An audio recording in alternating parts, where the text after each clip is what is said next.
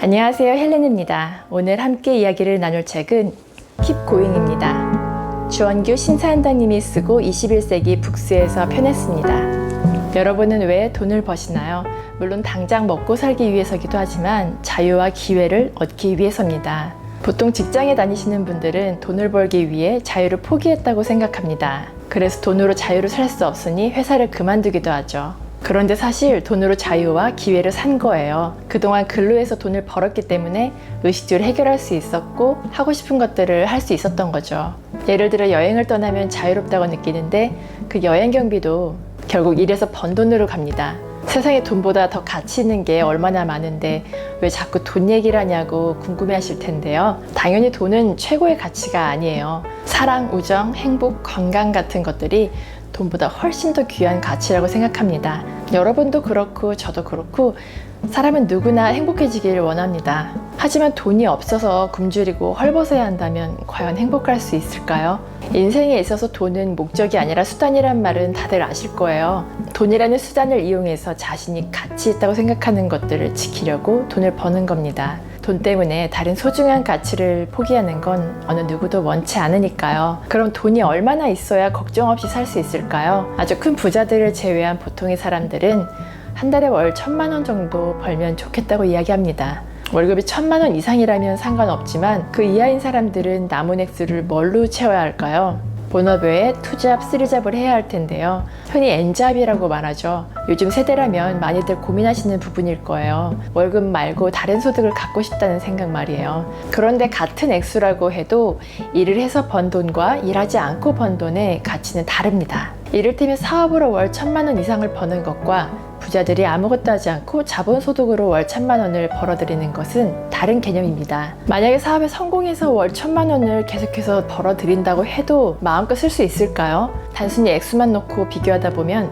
부자들처럼 소비하는 우를 범하기도 합니다. 월 1,000만 원을 번다고 하더라도 이 점을 염두에 둬야 하는데요. 자본소득이 없는 사람들은 당장 일하지 못하는 상황이 되었을 때 소득이 사라진다는 점을 대비해야 합니다. 그렇다면 일단 월 1,000만 원은 어떻게 벌 수 있을까요? 단순하게 투잡으로 아르바이트를 한다고 가정하면 한 달에 100만 원을 벌기 위해 평일에 5시간씩 근무해야 합니다. 그럼 100만 원의 10배인 1,000만 원을 벌기 위해서는 하루에 50시간을 근무해야 하는데요. 현실적으로 불가능하죠. 그럼 장사를 한다고 했을 때 마진이 10,000원인 제품을 하루에 30개씩 팔면 어떨까요? 꾸준히 팔린다는 가정하에 월 1,000만 원의 소득이 가능하겠죠. 만약 하루에 30개씩 팔긴 어렵고 하루에 10개 정도 파는 건 가능하다면 품목을 3개로 늘리면 됩니다. 이런 방식을 오프라인보다는 온라인에 적용하면 더 좋을 거예요. 네트워크는 모든 사람에게 공평하고 인터넷은 24시간 동안 문을 닫지 않으니까요. 사실 이런 방법을 몰라서 안 한다기보단 귀찮아서 하지 않을 뿐이죠.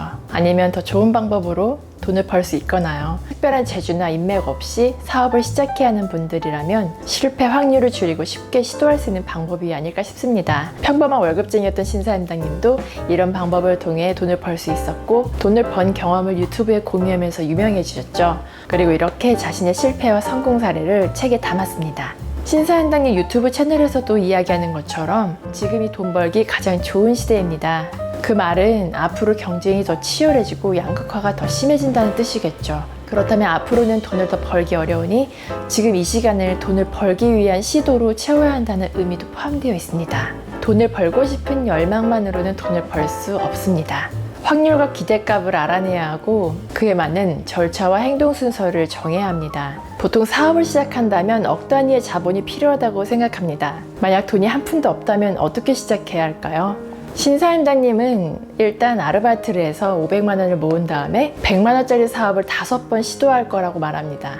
몽땅 실패했다면 다시 아르바이트를 해서 500만 원을 모아 또다시 5번을 시도하면 되고요. 그렇게 수년간 반복하다 보면 월 100만 원 정도의 수익을 내는 사업이 자리 잡아 순이익 500만 원까지 끌어올릴 수 있다고 합니다.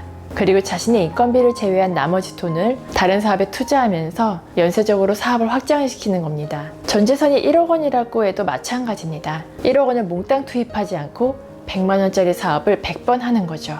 100만 원을 투자한 사업이 실패를 하면 경험을 얻게 되지만 1억 원을 투자한 사업이 실패하면 위기를 맞고 좌절하게 됩니다. 그렇다고 정말 100번을 시도하기는 어려우니까 1억 원의 종잣돈이 있다면 연간 5% 이상의 수익을 낼 수 있는 배당주나 월세를 받는 부동산에 투자해서 매년 500만 원 이상의 고정 수익을 받는 겁니다. 그중 100만 원을 떼어 소규모 사업을 수차례 시도하는 거예요. 어차피 1억의 종잣돈이 쉬지 않고 굴러 미천을 마련해 주니까요.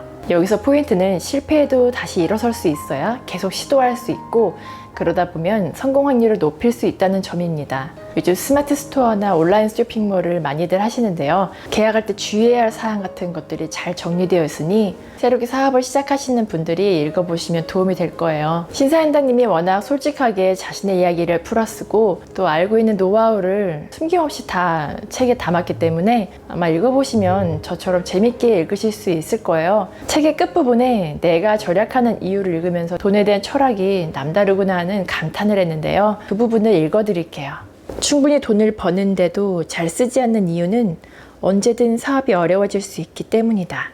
사업이 영원히 성장할 수도 영원히 돈을 벌 수도 없다. 유튜브 채널 구독자 수가 예상보다 훨씬 많아지긴 했지만 언젠가는 지금의 인기도 식을 것이다. 당장 내일이 될 수도 있다. 아내에게 받아서 쓰는 용돈은 한 달에 80만 원이다. 그렇게 쌓인 포인트와 남은 용돈으로 테스트 제품을 사서 새로운 사업을 계속 시도한다.